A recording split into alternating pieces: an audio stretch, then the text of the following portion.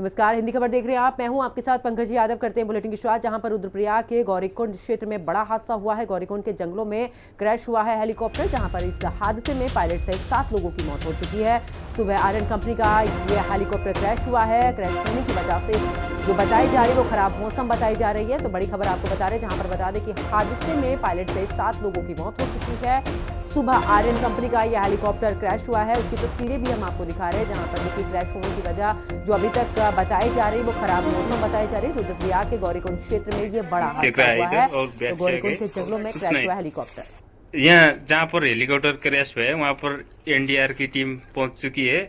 अब ये सब जल के खाक हो गई है। बच्चे इधर इधर इधर इसका भी डेथ हो गया और कुछ नहीं नहीं दिख रहा है इधर, और बैक चेक है और कुछ नहीं। यहाँ जहाँ पर हेलीकॉप्टर क्रैश हुआ है वहाँ पर एनडीआर की टीम पहुंच चुकी है। तो हेलीकॉप्टर हादसे के बाद सीएम धामी की बैठक, जहां पर अधिकारियों के साथ में सीएम धामी ने बैठक की है। मुख्य सचिव आपदा सचिव वर्चुअली जुड़े हैं। यूसीएडीए के अधिकारी भी बैठक में शामिल। तो बड़ी खबर आपको बता रहे हैं, जहां पर मुख्यमंत्री ने बैठक की है। और देखिए हेलीकॉप्टर हादसे के बाद सीएम धामी ने बैठक इस दौरान की अधिकारियों के साथ मुख्यमंत्री की ये बैठक रही। मुख्य सचिव आपदा सचिव वर्चुअली इसमें जुड़े हैं। देखिए तमाम जानकारी उन्होंने ली है। साथ ही आपको बता दें कि इस बैठक में सीधे तौर पर उन्होंने ये भी कहा है, मुख्यमंत्री की तरफ से कहा गया है कि अब आगे अगर हेली सेवा शुरू होती है तो सबसे पहले मौसम की जानकारी लेनी बहुत जरूरी है, यानी कि अनिवार्य है। उसके बाद ही आगे की यात्रा जो है वो हेलीकॉप्टर के माध्यम से की जाएगी। बहुत दुखद घटना है। आज प्रातःकाल खराब मौसम के कारण एक हेलीकॉप्टर दुर्घटनाग्रस्त हो गया। मैं सबसे पहले तो जो दुर्घटना में इनकी जान गई है, जो हताहत हुए हैं, उनके लिए भगवान से प्रार्थना करता हूँ कि भगवान उनको अपने श्री चरणों में स्थान दे और उनके परिवार के लोगों को जो असमय ये दुख आया है, कष्ट आया है, उस दुख को सहन करने की शक्ति प्रदान करें। और साथ ही इनको गंभीरता से लेते हुए हमने तत्काल एक आपातकालीन बैठक बुलाई है और उस बैठक में निर्देश दिए हैं कि एक सख्त एसओपी बनाई जाए, जिसमें किसी भी कीमत पर जो हमारे डीजीसी के रूल हैं, मानक हैं, उनके मानकों के साथ किसी भी प्रकार का कोई भी ढिलाई न बरती जाए।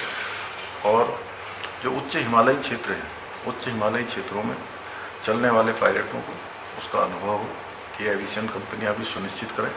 एक कंट्रोल एंड कमांड सेंटर यहाँ पर स्थापित किया जाए और जो इस घटना में दोषी हैं, जिनके कारण से घटना हुई है, उनको तत्काल उनके खिलाफ सख्त कार्रवाई की जाए। और आज और कल 2 दिनों तक सभी एविएशन कंपनियां और डीजीसीए और यूपाडा और एआईबी सब मिलकर पहले एक बार पूरे आगे की हेली सेवा के लिए समीक्षा करें, तत्पश्चात ही हेली सेवा को चलाया जाए। आज और कल हेली सेवा नहीं चलेंगी, खराब मौसम भी है और जब तक लोग यात्रियों की सुरक्षा सुनिश्चित नहीं हो जाती तब तक ये सेवाएं बंद रहेंगी, क्योंकि हमारे लिए एक भी यात्री की जान सर्वोच्च प्राथमिकता है, उनकी सुरक्षा सर्वोच्च प्राथमिकता है।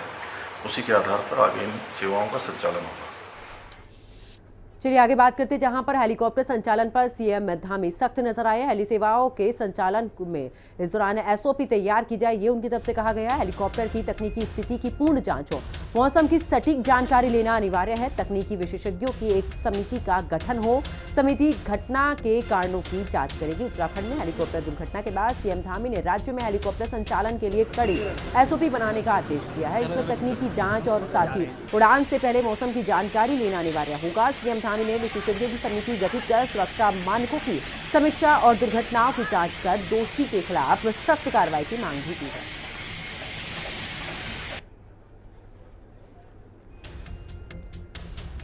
उधर केदारनाथ से लौटते वक्त हेलीकॉप्टर क्रैश हुआ है। हादसे में मारे गए श्रद्धालुओं का होगा डीएनए टेस्ट, जहां पर डेड बॉडी की यहां पर आइडेंटिफिकेशन मुश्किल और बॉडी सौंपी जाएगी, यानी कि जो शव हैं वो सौंपे जाएंगे। आईजी गढ़वाल राजीव स्वरूप ने ये पूरी जानकारी दी है कि अब डेड बॉडी की जो है वो यहाँ पर जांच होगी, यानी कि डीएनए जांच होगी और उसके बाद ही जो शव हैं वो परिजनों को सौंपे जाएंगे।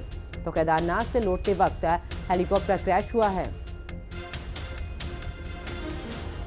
उधर चारधाम में हेलीकॉप्टर सेवाओं पर रोक लगी है। अगले आदेश तक हेलीकॉप्टर सेवा सस्पेंड रहेंगी। यूकाडा और साथ ही डीजीसीए ने रोक लगाई है। हेलीकॉप्टर क्रैश के बाद लिया गया है ये बड़ा फैसला। तो बड़ी खबर आपको बता रहे, जहां पर देखिए आज सुबह जिस तरीके से हादसा हुआ है उसके बाद चारधाम में हेलीकॉप्टर सेवाओं पर रोक लगी है। अगले आदेश तक हेलीकॉप्टर सेवा सस्पेंड कर दी गई है और यूकाडा और साथ ही डीजीसीए ने ये रोक लगाई है। इसी के साथ बता दें कि हेलीकॉप्टर क्रैश के बाद ये फैसला लिया गया है। तो चारधाम में हेलीकॉप्टर सेवाओं पर रोक लगी।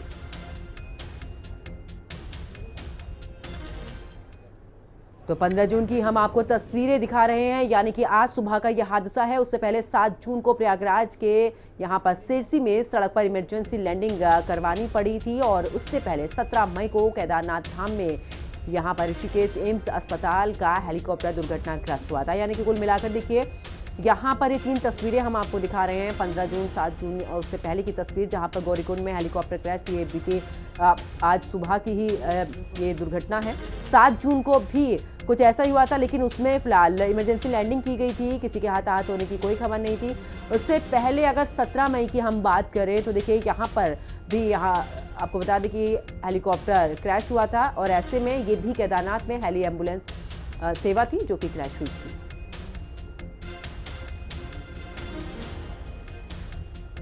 और ज़्यादा जानकारी के लिए हमारे सहयोगी शुभांगी हमारे साथ में लाइव जुड़ चुके हैं। शुभांगी, अगर बात करें, देखिए एक के बाद एक हादसे हो रहे हैं हेली सेवाओं को लेकर, क्या आखिरकार यहां पर चूक नजर आ रही है? क्योंकि मुख्यमंत्री ने भी सीधे तौर पर जांच की बात कही और साथ ही कहा है, बार बार उनकी तरफ से कहा जा रहा है कि जब तक मौसम का अपडेट ना लिया जाए उसके बाद ही कोई भी सेवा आगे सुचारू रखी जाए।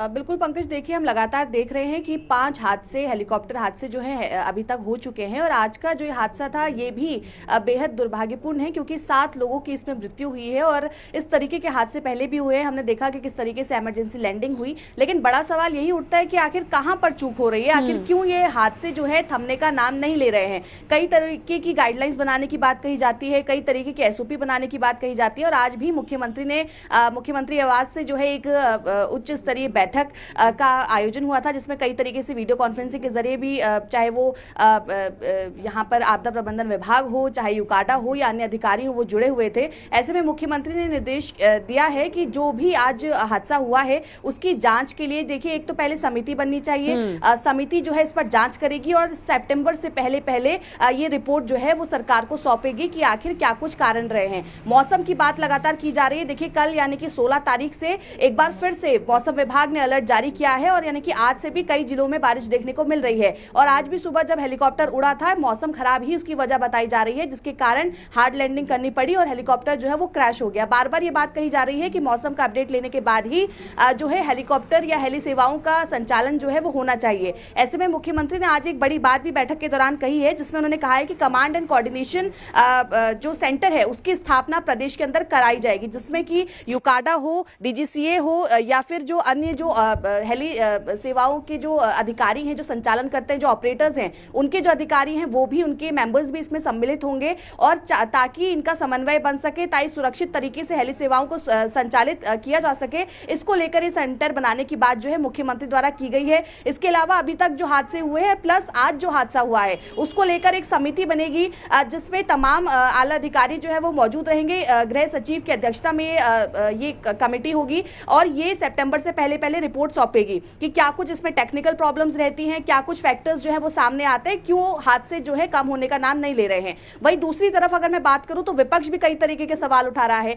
चाहे कांग्रेस प्रदेश अध्यक्ष करण महारा की बात करें या अन्य नेताओं की बात करें, उनका ये कहना है कि सरकार की गलती की वजह से, क्योंकि सरकार आज तक इतने सारे हादसे जो है हेली हादसे हो चुके हैं लेकिन उसके बावजूद भी केवल समितियां बनाई जाती है, केवल जांच करने की बात कही जाती है लेकिन किसी पर भी ठोस कार्रवाई नहीं होती जिसके कारण ये हादसे जो है थम नहीं रहे हैं। ऐसे में कई सारे विपक्ष के भी सवाल हैं लेकिन अब मुख्यमंत्री ने आज इस तरीके से तमाम आला अधिकारियों को निर्देशित भी किया है और बात भी कही है कि इस पर जांच होनी है और सितंबर से पहले इस पर रिपोर्ट जो है समिति सौंपेगी। बिल्कुल, लेकिन देखिए जो सवाल है, एक बड़ा सवाल ये भी खड़ा होता है कि अगर उत्तराखंड के मौसम की बात करें, आज ही नहीं इससे पहले हम 2-3 दिन पहले से देख रहे हैं कि बूंदाबांदी वहां पर हो रही, चाहे हम देहरादून की बात कर लें या दूसरी अन्य जगहों की बात कर लें। लेकिन ऐसे में चाहे वो बर्फबारी की बात हो, लेकिन कुल मिलाकर कहीं ना कहीं सुरक्षा में चूक तो हुई है ना, कहीं ना कहीं लापरवाही तो हुई है। मौसम का अपडेट लिए बिना आप कैसे इस तरीके से हेली सेवा आप शुरू कर सकते हैं? बल्कि ये अलर्ट पहले से ही जारी है कि उत्तराखंड में जगह जगह पर बारिश हो सकती है और तेज हवाएं चल सकती हैं। बिल्कुल, देखिए मौसम एक बहुत बड़ा फैक्टर है। मौसम विभाग लगातार ये चेतावनी दे रहा है, लगातार मौसम अपडेट दे रहा है कि उत्तराखंड में अब मौसम करवट लेता हुआ नजर आएगा, मानसून आता हुआ नजर आएगा। आज भी हम देख रहे हैं कि रुद्रप्रयाग में किस तरीके की तस्वीरें हैं, कई लोग उसमें घायल भी हुए हैं। इसी तरीके से आज जब हेलीकॉप्टर का संचालन किया जा रहा था तो क्यों पहले से मौसम का अपडेट नहीं लिया गया, ये एक बड़ा सवाल है, क्योंकि लापरवाही इसमें जरूर बरती गई है। यही कारण है कि ये हादसे जो है लगातार बढ़ रहे हैं, लापरवाही हुई है। और यही कारण जो है मुख्यमंत्री ने कहा है कि जहां पर जिसकी भी लापरवाही निकलकर सामने आएगी उस पर ठोस से ठोस कार्रवाई जो है वो की जाएगी। हालांकि लगातार यही सवाल उठाया जा रहा है कि जब मौसम का फैक्टर है तो क्यों आपने अपडेट नहीं किया। इसके साथ साथ हम देख रहे हैं कि जिस तरीके से बड़ी संख्या में हेलीकॉप्टर्स का संचालन हो रहा है, क्योंकि संख्या भी बढ़ रही है, लेकिन जिस तरीके से बड़ी संख्या में हेलीकॉप्टर्स का संचालन हो रहा है, क्या वो मानकों के अनुरूप अपना हेलीकॉप्टर्स का संचालन कर रहे हैं? क्या ऑपरेटर्स के साथ कोऑर्डिनेशन किया जा रहा है या नहीं किया जा रहा है? कई सारे सवाल जो है इसको लेकर खड़े हो रहे हैं। और जिस तरीके से 5 हादसे चारधाम यात्रा के दौरान हुए हैं, कहीं ना कहीं एक डर का माहौल भी जरूर श्रद्धालुओं के मन में पैदा होता है।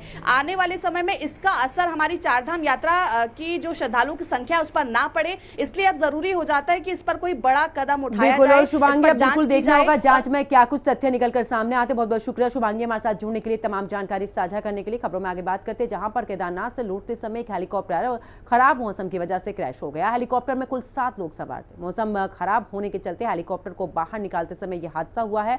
प्रशासन, एनडीआरएफ और एसडीआरएफ की टीमें राहत और बचाव कार्य में जुटी थी।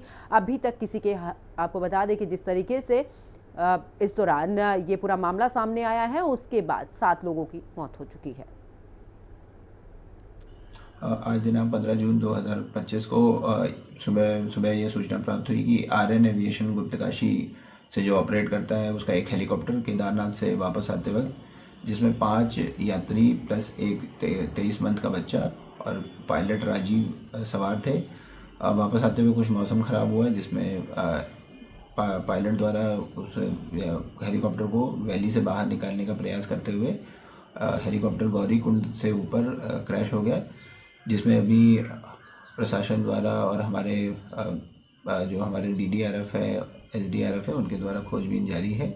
जैसे ही अग्रिम सूचना प्राप्त होती है तो सूचना दी जाएगी। देखिए, आज एक बहुत ही सुबह ही एक दुखद सूचना प्राप्त हुई है। केदारनाथ जी से आर्यन कंपनी का जो हमारी हेली ऑपरेटर हैं, उनका एक हेलीकॉप्टर सुबह 5:15 बजे के आसपास केदारनाथ से टेक ऑफ किया था और जिसको गुप्तकाशी जाना था, लेकिन वह हेलीकॉप्टर रास्ते में दुर्घटनाग्रस्त हो गया और यह दुर्घटना गौरीकुंड के पास एक बुग्याल है, वहाँ पर यह गिरा है। यह स्थान करीब 7 किलोमीटर ट्रैकिंग रूट है और वहाँ पर एनडीआरएफ और एसडीआरएफ की टीम को रवाना किया गया है। अभी थोड़ी देर में वो पहुँच भी जाएगी। वहाँ के जो स्थानीय लोगों थे, उन्होंने जो सूचना दी उसके हिसाब से उसमें किसी के भी बचने की संभावना नहीं है। इस हेलीकॉप्टर में पायलट समेत 6 लोग थे, 4 वयस्क थे, एक बच्चा था, एक पायलट थे मिस्टर चौहान, और एक बीकेटीसी का एक कर्मचारी भी था जो उससे जा रहा था। तो फिलहाल की जो प्राथमिक जानकारी है उसके हिसाब से उसमें किसी के भी बचने की संभावना नहीं है। चलिए आगे बात करते हैं। उत्तराखंड की चारधाम यात्रा के दौरान हेलीकॉप्टर दुर्घटना में 7 लोगों की मौत हो गई। कांग्रेस उपाध्यक्ष सूर्यकांत धस्माना ने इसे उत्तराखंड सरकार की लापरवाही हवाई नियमावली का परिणाम बताया है। उन्होंने कहा कि पहले भी पार्टी ने एयर ट्रैफिक कंट्रोल नियमों को सख्ती से लागू करने की मांग की थी, क्योंकि कंपनियां मुनाफा कमाने में सुरक्षा नियमों को अनदेखी कर रही है और सरकार को तुरंत सुधार करने की भी जरूरत है। मूर्खता की पराकाष्ठा है। लोकतंत्र में इस तरह की बातें नहीं करनी चाहिए। सत्ता का गुरूर इतना नहीं होना चाहिए कि आप कुछ भी किसी के लिए कह दें। मुख्य विपक्षी पार्टी का सम्मान करना चाहिए।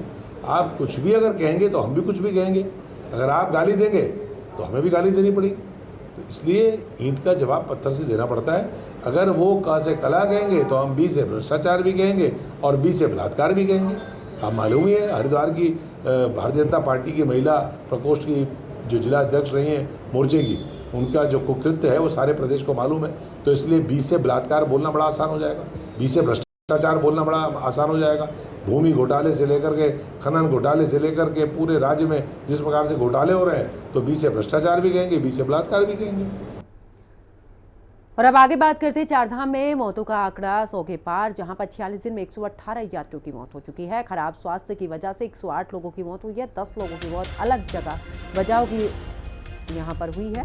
तो केदारनाथ धाम में 50 श्रद्धालुओं की मौत, जबकि बद्रीनाथ धाम में 28 श्रद्धालुओं की जान गई है। खराब स्वास्थ्य के कारण श्रद्धालुओं की जान गई है। यमुनोत्री धाम में 16 यात्रियों की मौत हो चुकी है। गंगोत्री धाम की बात करें तो अब तक 14 लोगों की यहां पर जान गई है, यानी कि स्वास्थ्य खराब होने के चलते ये जाने गई है।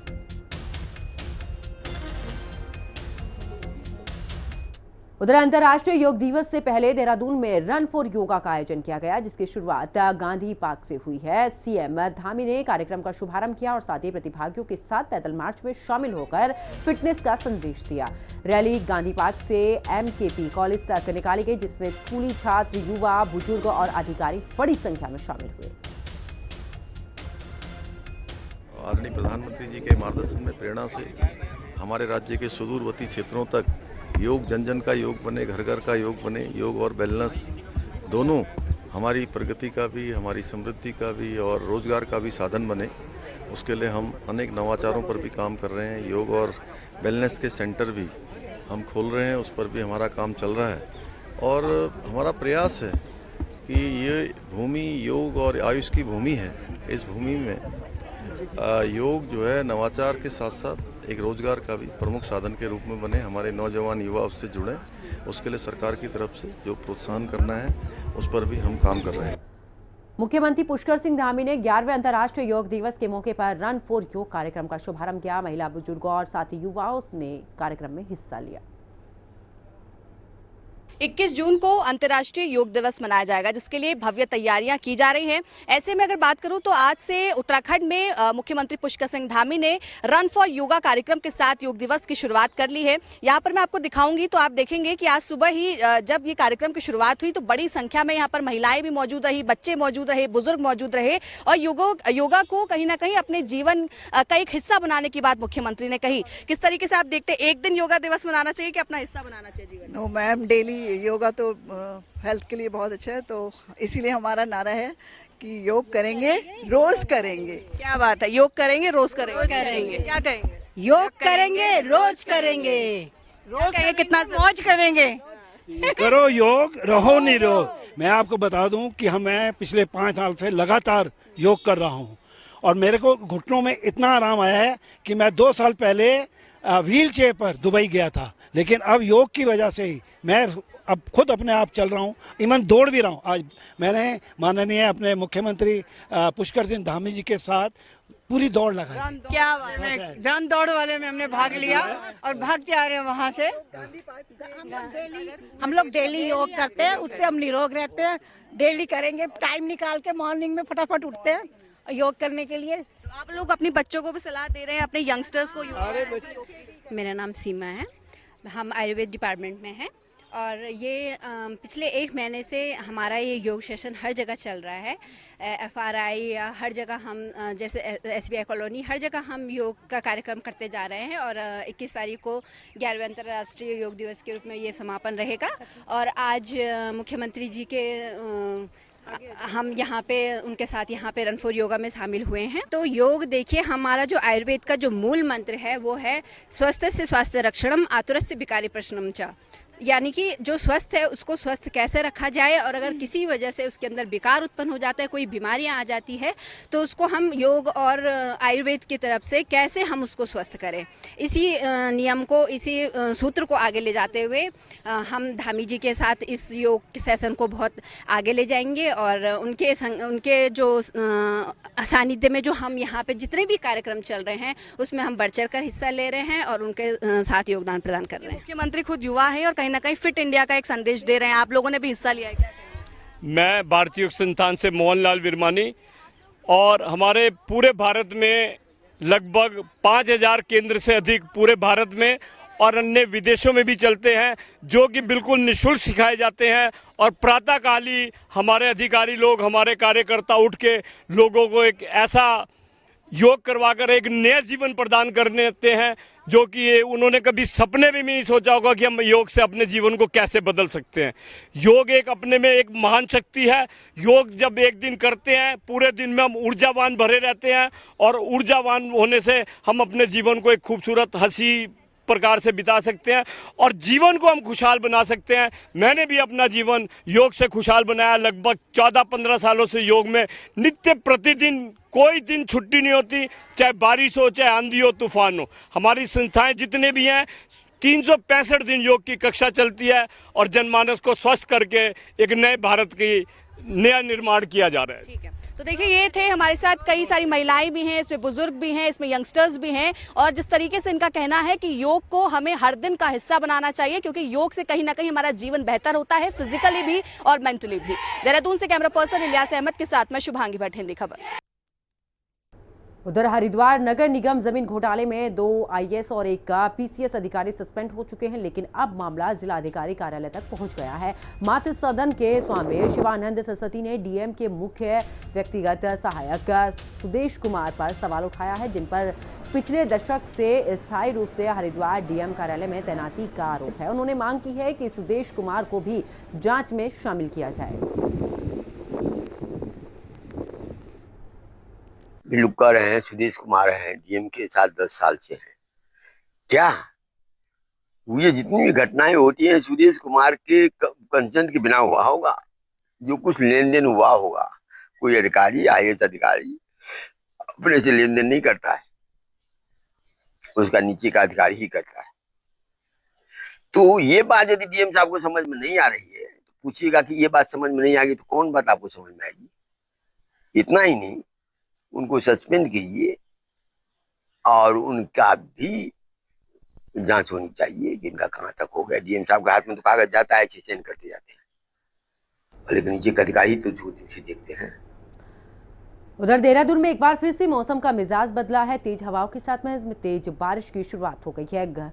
साथ ही काले घने बादल आसमान में छाए हुए हैं। मौसम विभाग ने पहले ही इसका अनुमान जताया था। 14 जून से सप्ताह भर मौसम में बदलाव की संभावना है। 16 जून के लिए मौसम विभाग ने ऑरेंज अलर्ट और साथ ही येलो अलर्ट जारी कर दिया है। इस बुलेटिन में फिलहाल इतना ही। आप देखते रहिए हिंदी खबर। नमस्कार।